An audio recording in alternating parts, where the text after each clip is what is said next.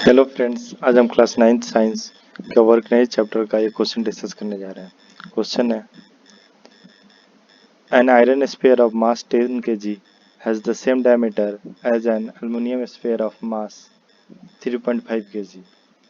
Both spheres are dropped simultaneously from a tower. When they are 100 meter from above the ground, they have same. यानी कि दोनों sphere का diameter same है, इसलिए उन दोनों स्फीयर का वॉल्यूम सेम होगा, क्योंकि वॉल्यूम क्या होता है 4 पाई/3 r³ और आर डी बाई टू होता है डायमीटर बाई टू, तो इसलिए वॉल्यूम तो सेम है दोनों का। और उनका मास में आयरन का मास 10 kg है आयरन वाला स्फीयर का, और एल्युमिनियम वाला स्फीयर का मास 3.5 kg। और इन दोनों को एक साथ टावर से छोड़ देते हैं, एक ऊंचे टावर से छोड़ देते हैं। और जब वो 10 मीटर ग्राउंड से ऊपर है तो उनके पास क्या सेम होगा? पहला एक्सेलरेशन उनका सेम होगा, दूसरा मोमेंटम सेम होगा, तीसरा पोटेंशियल एनर्जी सेम होगा, चौथा काइनेटिक एनर्जी सेम होगा। तो हम चलिए इसके सॉल्यूशन डिस्कस कर लेते हैं। In this case acceleration is same because acceleration due to gravity is independent of mass. यहाँ पे दोनों बॉडी फ्रीली फॉल कर रहे हैं, यानी कि अर्थ की ग्रेविटी के अंदर इन्फ्लुएंस से फॉल कर रहे हैं और कोई बाकी दूसरा फोर्स उन पर एक्ट नहीं कर रहा है। और हम जानते हैं कि अर्थ के ग्रेविटी में ग्रेविटेशनल एक्सेलरेशन g होता है और वो 10 मीटर पर सेकेंड स्क्वायर के बराबर होता है।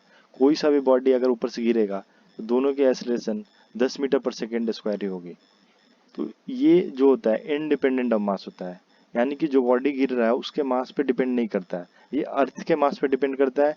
इसकी वैल्यू होती है Gm/r², जहाँ पे g ग्रेविटेशनल कांस्टेंट है, universal gravitational constant, m mass of earth है और r² रेडियस ऑफ अर्थ का स्क्वायर है। तो ये मास ऑफ बॉडी जो गिर रहा है, जैसे एल्युमिनियम स्फीयर है, आयरन स्फीयर, उस पर डिपेंड नहीं कर रहा है, ये इंडिपेंडेंट ऑफ आयरन स्फीयर या एल्युमिनियम स्फीयर है। तो इसलिए यही आंसर पहला वाला एक्सेलरेशन उनका सेम होगा, ये करेक्ट है। बाकी ऑप्शन हम डिस्कस कर लेते हैं। उनका मोमेंटम, तो उनका मोमेंटम जो मोमेंटम होगा वो क्या होगा, P equal to mv mass into velocity. उनका एक्सेलरेशन सेम है और साथ में ड्रॉप किए हैं तो उनका वेलोसिटी तो सेम होगा, लेकिन मास अलग अलग है, इसलिए उनका मोमेंटा सेम नहीं होगा। जिसका मास ज़्यादा है उसका मोमेंटा ज़्यादा होगा। यहाँ पे किसका ज़्यादा होगा मोमेंटम, जैसे यहाँ पे मोमेंटम किसका ज़्यादा हो जाएगा, यहाँ मोमेंटा आयरन स्फीयर का ज़्यादा हो जाएगा, क्योंकि उसका 10 kg है और एल्युमिनियम का 3.5 है। और हम पोटेंशियल एनर्जी की बात करें तो वो क्या होता है, P इक्वल टू mgh। यहाँ g सेम है, h भी सेम है क्योंकि 10 मीटर ऊपर है, और m जो है आयरन का ज़्यादा है 10 kg है और एल्युमिनियम 3.5 है, इसलिए पोटेंशियल एनर्जी आयरन स्फीयर का ज़्यादा होगा। और काइनेटिक एनर्जी क्या होता है, हाफ mv²।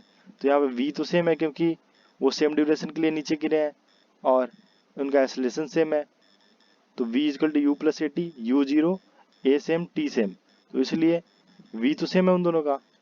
और जो m है वो फिर से आयरन का ज़्यादा है, तो इसलिए काइनेटिक एनर्जी भी आयरन का ही ज़्यादा होगा।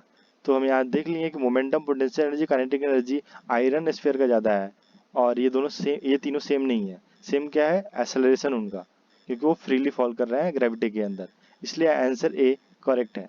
Thank you.